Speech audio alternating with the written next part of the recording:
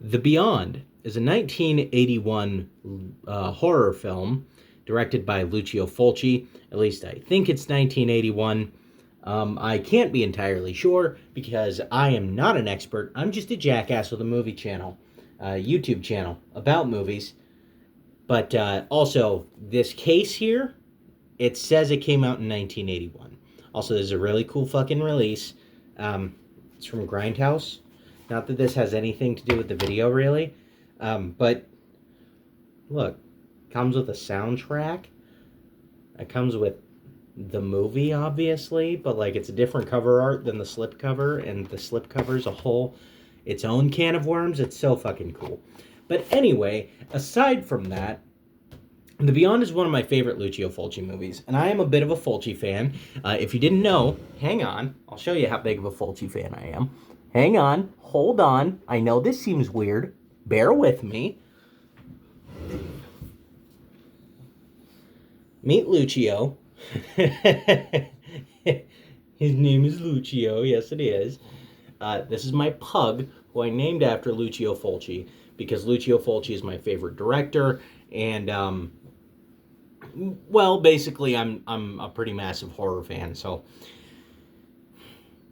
that made it the natural, the natural decision, the natural course of action. Look at his little tail. Look at that. Okay, I'll put you down, you poor little guy. Yeah, for how clingy he is, he just wants down. He wants to be with me, but not on me. There you go, baby. So you could say that I'm a bit of a Lucio Fulci fan. This is one of my favorite Fulci films. I think it's like top 5 because, in my opinion, if you haven't seen any of the Fulci movies that I'm about to name drop, holy shit, name drop. I don't know why that happens so often. Words get jumbled up in my head and then they come out as not fucking words. And I hate it. But if you haven't seen any of the Fulci movies that I'm about to name drop, please do yourself a favor and watch them. But City of the Living Dead is my favorite Lucio Fulci movie of all time. House by the Cemetery, Zombie, and then I think it's The Beyond after Zombie.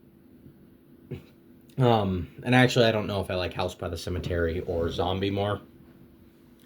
But don't watch my review for Zombie because it was a shitty review.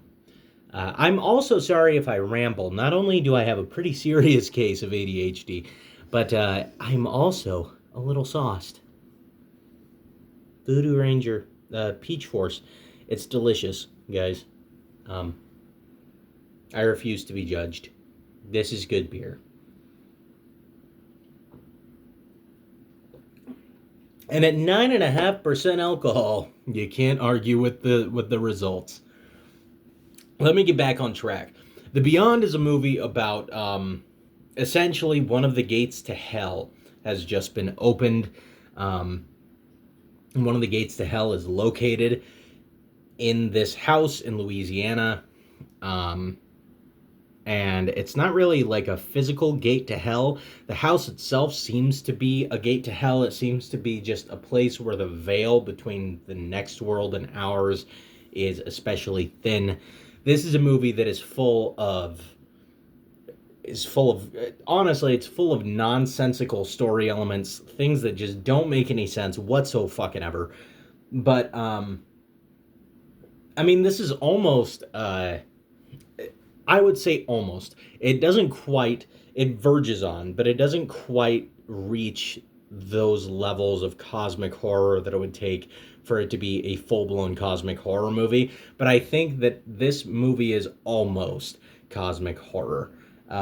Just with, well, actually, I don't know. It might be, because I kind of consider City of the Living Dead cosmic horror. And if I consider that cosmic horror, then I feel like The Beyond is also cosmic horror.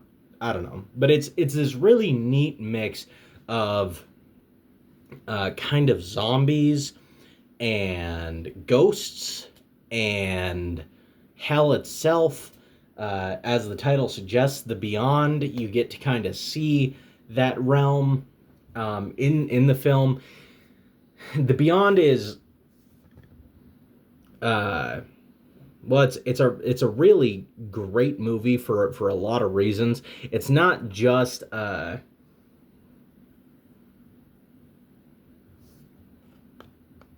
it's not just a zombie movie or a cosmic horror movie or a movie about hell or like a demon movie or a ghost movie. It's really all of it. I guess there aren't really any demons per se in the movie, but it, this movie has a lot of things going for it, and not just in the variety of kind of subgenres of horror that are portrayed in the Beyond, which I think is really cool. I don't think we get enough kind of subgenre bending horror movies. There is one. It, it just came to mind. Sorry, guys. I like I said, fucking ADHD. I distracted easily. But there is one movie that I would recommend you check out. There's a movie called The Barn, the sequel to The Barn, which came out last year. I think it was last year or this year. It's a sequel to The Barn, and it's fucking awesome. Much better than the first one. The first one's good, but like just the quality difference is staggering. um, it's like a slasher movie mixed with like a creature feature monster movie. Also, oddly enough, featuring like themes of hell and the afterlife. So, The Barn 2, if you haven't seen The Barn 2, go ahead and check it out. Probably check out The Barn 1 first. But back to The Beyond.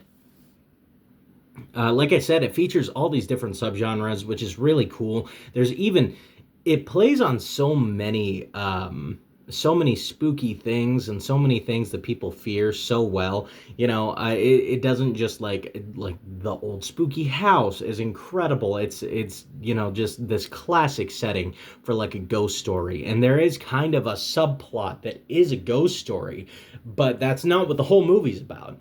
Um, it plays on arachnophobia. There's a whole spider scene. I watched this with my girlfriend a while back. She hates spiders, and she hated that scene.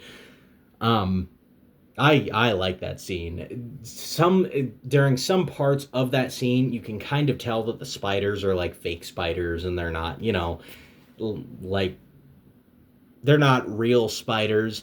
At least not for certain parts of that scene, because other parts of that scene, they are real spiders. Yeah, they use real tarantulas just for kind of the walking clips of that scene that I'm talking about that kind of plays on arachnophobia. Um, Great zombie stuff in this movie. Great gore. The gore in this movie is absolutely out of this world. Um, as you come to expect with Lucio Fulci, there is some eyeball mutilation. There's a face melting scene, which is awesome. I'm pretty sure there's a head explosion. Uh, there's a good variety of stuff in this movie. In my opinion, it doesn't quite reach the level of City of the Living Dead, even though I think this movie probably has more variety. I think City of the Living Dead is just like it has a couple of them that hit harder for me personally. Um, a couple of kills, I mean, that hit harder for me personally. The atmosphere in this movie is fantastic. It's all, just fog drenched kind of old spooky houses and deep south environments, with oh, what do you call that, like when it looks like there's moss draped off of a tree. I'm pretty sure that's a pretty common sight in this movie, and it all works so well to blend up to make this perfect spooky experience.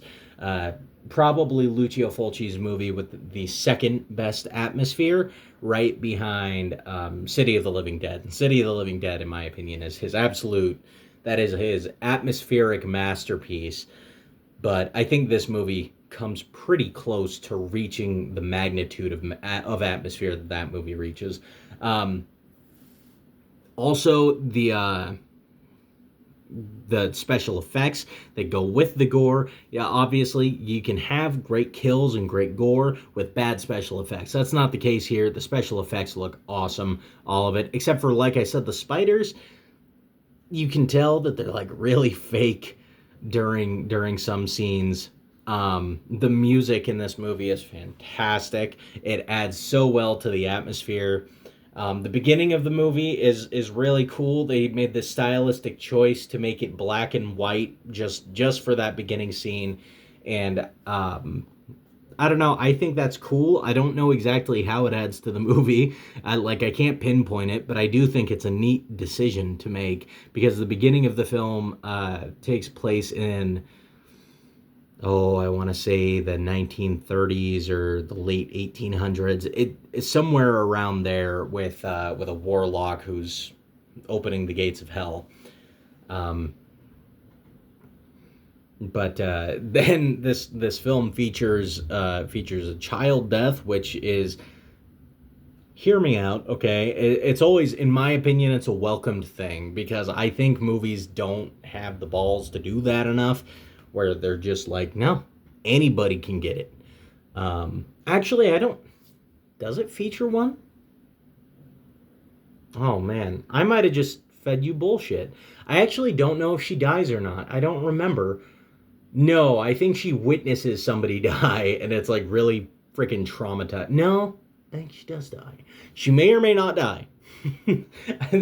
uh, anyway, sorry about that. I totally screwed that all up. I just figured that I had seen The Beyond enough times and that it was a memorable enough movie for me to just do this video without actually watching it first, like right beforehand. That's normally the way I like to do it, but I wasn't trying to watch a movie right now, so but I wanted to record this video while I had the time. So anyway, that's a thing. Uh, there are some silly inconsistencies with this movie.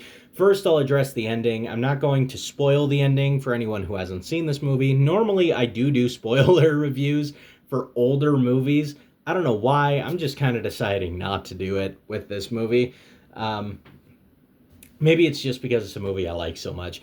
But the ending is, I'm not, like I said, I'm not going to spoil it, but without spoiling anything, it's really bizarre. It takes some getting used to. And I think some of the elements towards the end take a little getting used to, where things are happening that just don't make a ton of sense. But you can just kind of suspend your disbelief and be like, you know, it's a horror movie. Um, it's a horror movie about the gates of hell and ghosts and ghouls and gobbledygook that realistically it doesn't have to make a lot of sense because it's playing by its own rules. And through that lens, I think you can make this make sense when you look at it that way. Uh, and that took a little bit to grow on me. It took a couple of watches for that ending to grow on me. Ultimately, I do end up liking the ending. I like the ending now. I didn't used to, like I said, but I do like that ending now. There are a couple of moments where the special effects are kind of wavy. We're kind of in my dislikes portion of the video. There are so very few of them. The acting is obviously not great, but as Lucio Fulci is my favorite director, you could probably take a wild stab in the dark and say that I don't really give a shit a whole bunch about the acting, and you'd be right. I don't really care that the acting isn't super up to par, as well as not just the acting, but oh god, what was the other element? There is another element. Oh, that's right. Some of the inconsistencies with the firearms in this movie. This is a common thing among Lucio Fulci movies, specifically among Lucio Fulci, but I think it happens in a lot of old Italian movies. Um, but it it happens a lot in this movie where he has one of the main characters has a revolver, and most revolvers um, have 6 shots in them, 6 rounds in the cylinder. He has it's a full size revolver, so it's not a snub nose. Snub nose would usually be about 5 rounds if it were a 38 or a 357. Now I assume that it's a big caliber, 357 minimum probably. Maybe a 44. I don't know. I don't know that specific model of revolver, but I would assume that it's a bigger caliber because it like takes something's head basically clean off, which is goofy anyway. A revolver is not going to do that for the most part. Um, so that's kind of goofy anyway. But he just fires and fires and fires that thing. I counted it up at one point how many times he pulls that trigger before having to reload. I don't remember how many times it is, but it is goofy. It is a goofy amount of times that he pulls that trigger without having to reload. Um, but yeah, it is kind of a goofy little thing. This happens in Zombie, where certain firearms don't function the way that they actually function. In Zombie, which totally unrelated to the Beyond, it's just another example of goofy people who don't understand firearms making movies. And he has this bolt action rifle, and one of the times he works the bolt like he understands the mechanism, and but then like the next time he's using it, he's just pulling the trigger, and then he pulls the trigger again, and then he pulls the trigger again. If you're unfamiliar with how a bolt action rifle works, you have to pull the trigger and then you have to work the bolt, which ejects the spent casing. You work the bolt back in, which pushes the new round into the chamber. um, so they don't work like that. So it's goofy to see him do that.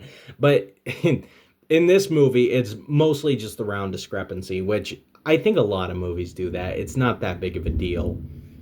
But oh, listen to that thunder. It's kind of raining out. Oh, I love the way it looks out. That is beautiful. Wow. That thunder is rolling. Yeah, that's absolutely gorgeous. Um anyway, guys. So, for the most part, I really love this movie. There are some silly inconsistencies and bad things here and there that if you weren't familiar with Italian movies or if you didn't have as much of a tolerance for things like that, probably might, they might ruin your experience. And for me, they don't. I understand that not everyone's going to have that reaction to these elements of this movie.